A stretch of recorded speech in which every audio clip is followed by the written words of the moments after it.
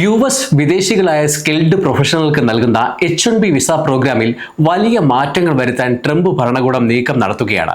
Visa fees $1,00,000 ഉയർത്തിയതിന് പുറമെയാണ് മറ്റു മാറ്റങ്ങൾ കൂടി നടപ്പിലാക്കാൻ നീക്കം. ഇത് സംബന്ധിച്ച് ഡിപ്പാർട്ട്മെന്റ് ഓഫ് ഹോംലാൻഡ് സെക്യൂരിറ്റി സമർപ്പിച്ച ശുപാർശകൾ H-1B വിസ പ്രോഗ്രാം പരിഷ്കരണം എന്ന തലക്കെട്ടോടെ ഫെഡറൽ രജിസ്റ്ററിൽ പ്രസിദ്ധീകരിച്ചു എന്നാണ് റിപ്പോർട്ട്.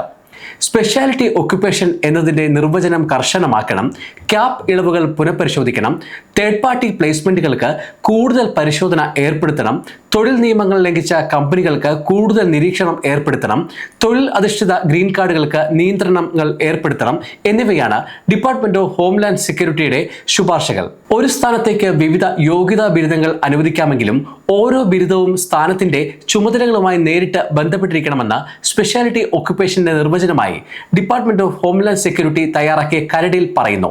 ഇത് ബൈഡൻ ഭരണകൂടം കൊണ്ടുവന്ന ഇളവുകൾക്ക് വിരുദ്ധമാണ്.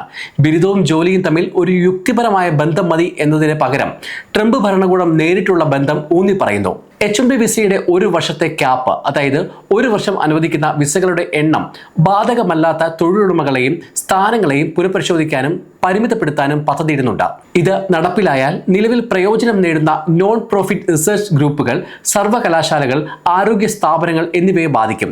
ടെക്നോളജി കൺസൾട്ടൻസി മേഖലകളിൽ സാധാരണയായി കാണുന്ന H-1B ജീവനക്കാരെ മറ്റ് സ്ഥാപനങ്ങളുടെ വെബ്സൈറ്റുകളിൽ നിയമിക്കുന്ന കമ്പനികൾക്ക് കൂടുതൽ പരിശോധന നേരിടേണ്ടി വരും. മുൻപ് വേതനം അല്ലെങ്കിൽ തൊഴിൽ വ്യവസ്ഥാ നിയമങ്ങൾ ലംഘിച്ച കമ്പനികൾക്ക് കൂടുതൽ നിരീക്ഷണം ഏർപ്പെടുത്തും. ഇവയ്ക്ക് പുറമെ തൊഴിലധിഷ്ഠിത ഗ്രീൻ കാർഡുകൾക്ക് നിയന്ത്രണങ്ങൾ ഏർപ്പെടുത്താനും സാധ്യതയുണ്ട്.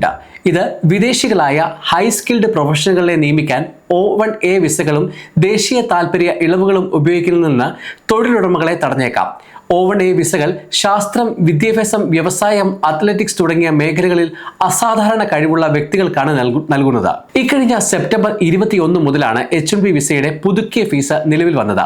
$2,000-നും $5,000 ഇടയിലായിരുന്ന ഫീസ് $1,00,000 ഉയർത്തിയത് ഇന്ത്യക്കാരടക്കമുള്ള സ്കിൽഡ് പ്രൊഫഷണലുകൾക്ക് തിരിച്ചടിയായിരുന്നു. വിസ ഫീസ് വർധന H-1B വിസ ഉടമകളിൽ പരിഭ്രാന്തി ഉണ്ടാക്കിയെങ്കിലും നിലവിലെ വിസ ഉടമകൾക്ക് ഇത് ബാധകമല്ലെന്നും പുതിയ അപേക്ഷകർക്കാണ് ബാധകമെന്നും വൈറ്റ് ഹൗസ് അറിയിച്ചിരുന്നു.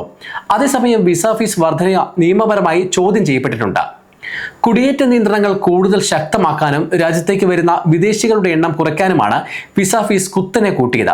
H-1B വിസയുടെ പ്രധാന ഗുണഭോക്താക്കളായ ഇന്ത്യക്കാർക്ക് ഈ തീരുമാനം കനത്ത തിരിച്ചടിയാണ്. പുതുക്കിയ വിസ ഫീസ് ടെക് സ്റ്റാർട്ടപ്പുകൾക്ക് താങ്ങാവുന്നതിലും അപ്പുറമായതിനാൽ വിദേശികൾക്ക് പകരം അമേരിക്കൻ ബിരുദധാരികളെ നിയമിക്കുന്ന സാഹചര്യമുണ്ടാകും. അതേസമയം എൻവിഡിയ പോലുള്ള വലിയ കമ്പനികൾക്ക് ഇത് ബുദ്ധിമുട്ടുണ്ടാക്കില്ല.